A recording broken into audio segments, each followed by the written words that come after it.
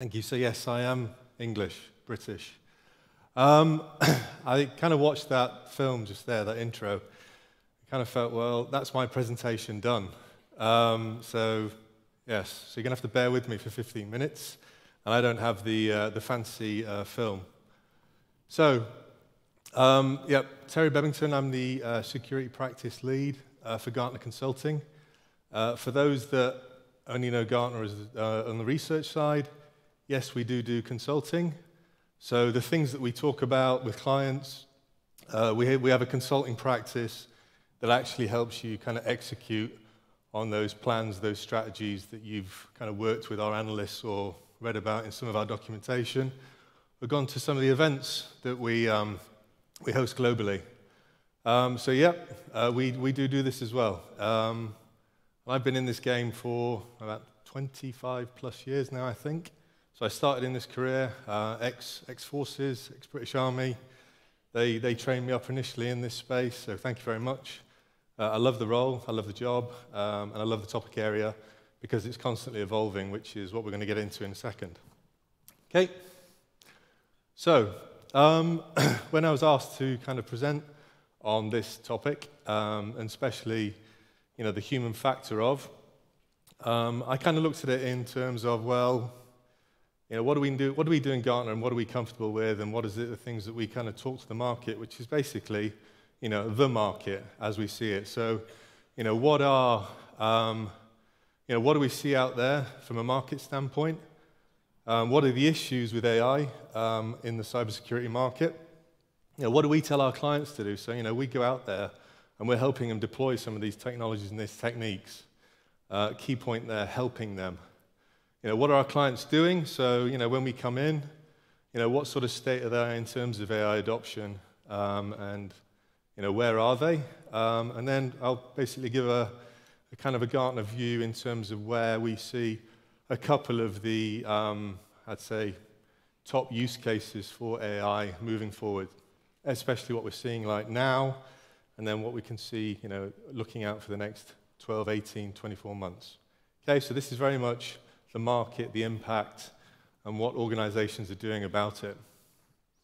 Okay, so key point number one is, in terms of AI, as we see it, it is still very much in the ML and deep learning space in terms of adoption.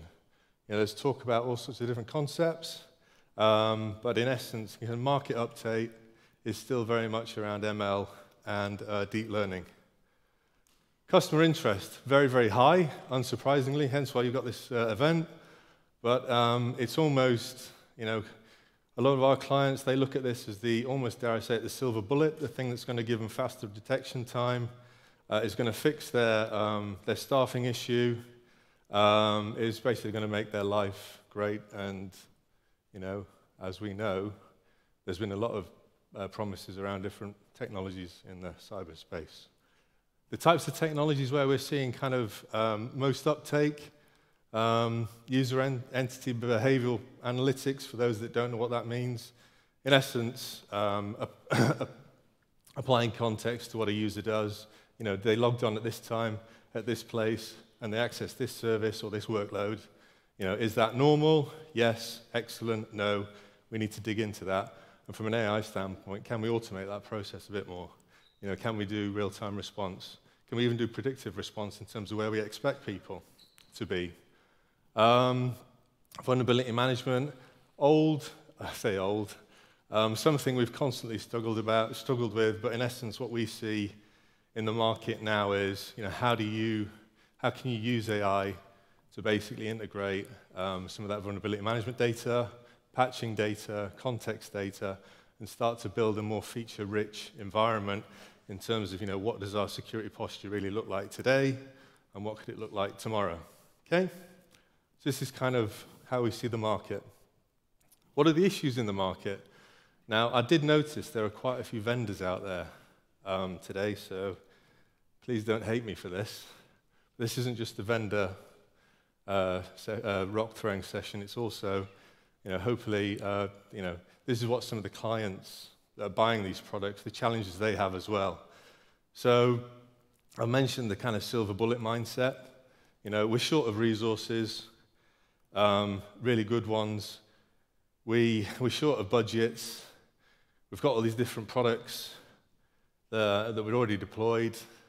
If we plug in this magic AI box, it's going to basically integrate with all these different technologies, basically consume all these different APIs, and basically ensure that we don't need to hire an army of security operations people to actually filter through all the events that are generated. Unfortunately, that's not the case today. So yeah, that silver bullet mindset is a bit of an issue out there.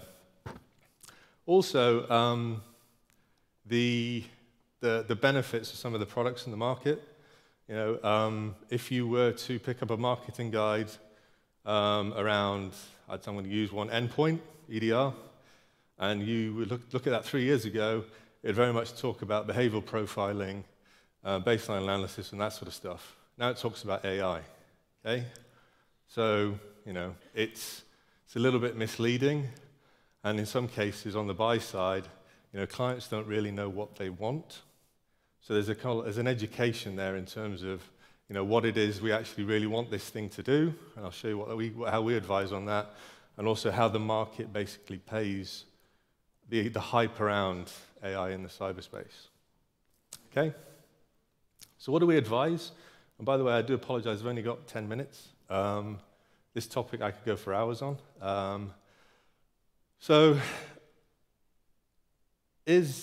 And for those that have been around the block a few times and when you've done integration and deployment, etc., these types of benefits, you probably sit there and go, I've seen this all before.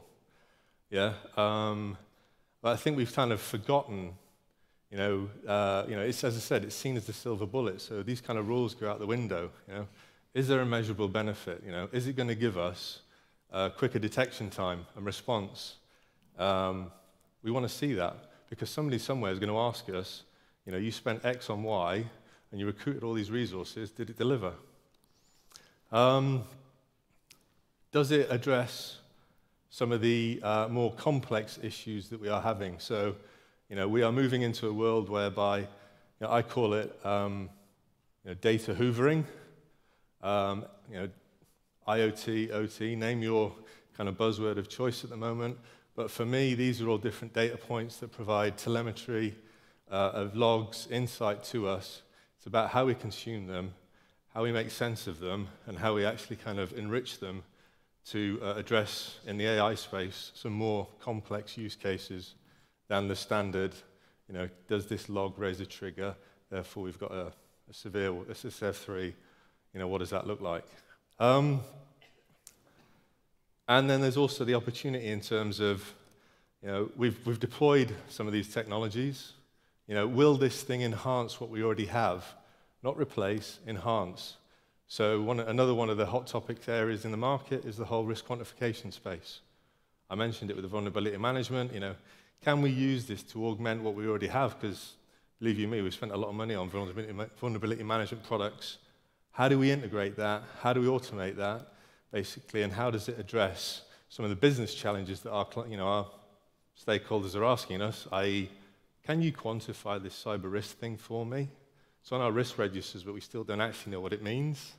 These are some of the ways that we can improve existing services and address those complex use cases. So that's what we advise. Now, bring it down a level. What are we doing out there, and what's the impact of AI, especially on those security teams that have to kind of, augment, integrate, and use some of this stuff? As I said, more so at the moment, with some more of the advanced clients out there, very much, how do you write the use cases for ML, etc. So that's forcing them to actually look at, well, can we do it? How do we do it? Can we integrate with different our existing products and services? What do we need to augment to make this happen? Now, we spend quite a lot of time now with our clients, helping them understand, and move them into that mindset of, security and analytics, as opposed to, you've probably all heard the buzz, is SIM dead? Is this thing that we've invested a lot of time in? Is this the end of it? Well, no. But how do you augment that into more of an open data analytics platform? And what does that look like? And believe you me, with some of the products out there in the market, and some of the capabilities you can download, it's a hybrid delivery model that we see, leveraging some of the open source platforms that some of you will probably know about. So yeah, helping those clients move towards more of this kind of big data, big analytics play, and then applying those ML techniques over the top. That's also driving the types of people and the types of organizational setup that we need, i.e. our operating models. People keep coming to me saying, what do I do with my existing analysts? These are the jobs that they've had for X amount of time, X amount of years. They're very much kind of, I'm going to say it, GRC focused. They do audits, they do reviews. We've got a lot of them. What do we do with them? Because actually the problem I have is very much an engineering challenge. Okay? How do I support that platform? How do I enable that platform? How do I write the use cases around that platform? These are more engineering type techniques. What that's doing, we see, is driving organizations to reevaluate how they, their existing operating models from a cyber standpoint. So it's becoming more of an engineering practice again. You throw in there, I'm going to go slightly off tangent, the likes of how do you secure DevOps and that sort of stuff. Again, it reinforces that point around this is becoming more of an engineering type of practice. And again, organizations out there, most of you will be doing it or look at doing it. Do we have the right operating model? And do we have the right platform to enable us to adopt, AI and ML and whatever's coming in the future? So, to almost conclude, second to last slide. I did say there was no videos. I do apologize. So these are some of the these aren't a complete list of potential use cases that we see for the mass adoption of ML, AI, etc. But in essence, these are the areas that we see, a subset of interest that we're seeing in the market and potential opportunity. I think it's fair to say in the endpoint space, that is probably the most mature market.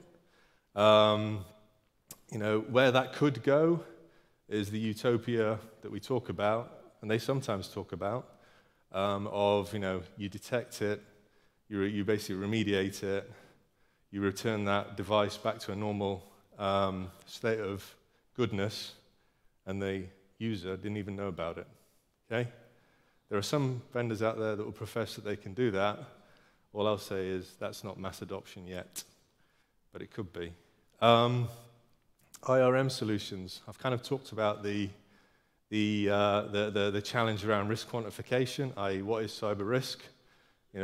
If we had a platform that could enable us to take these different data sets, make, for example, vulnerability management data, patching data, user context data, it's all data, isn't it? And make some sense out of it, we could actually then start to put cyber risk, both from an operational and a tactical standpoint, really quantify what we mean by cyber risk. And then finally, and I think this one is the area that is definitely of interest, but in my mind has been around the block a few times. So network traffic analysis, specifically in the network security space. How do we make sense of all that network traffic and that flow? How do we analyze it? What can we use to analyze it? How do we make sense of it? I mean, I find this slightly amusing because I remember in my defense days, we were doing this 15, 20 years ago. Yes, it was expensive to do. There was a need, you can imagine. But if I look at it now, we've reached a point whereby we can almost afford some of these techniques and capabilities now. So there's a real kind of 360, well, basically history repeating itself in terms of potential adoption of AI and the drive of kind of NTA in the network security space. As I say, these are some of the potential use cases that we see. As I say, endpoint security is the one that's closest to us now in terms of delivering. And I'm aware that I'm almost overrunning my time, so final slide. Just a quick recap. So, there is a mixed message out there. So buyers are saying one thing, sellers are saying one thing, users have an expectation in terms of what it is they think. They're not really kind of clued up on what it is. Is it AI? Is it ML? Is it deep learning? What is it? Okay. So there's a communication need that's going on there. The term is overused, and it's overused intermittently. I've kind of given a clue in terms of what that looks like. I think the key thing here is, and we've all heard about the skills shortage in the cyberspace. The last presentation that was more interesting from a content standpoint than mine mentioned it, which is, this could be and can be, if deployed correctly, to augment what we already do, a way of addressing some of the skill shortages we see in our organizations. And that's how we see it best adopted today. So, thank you.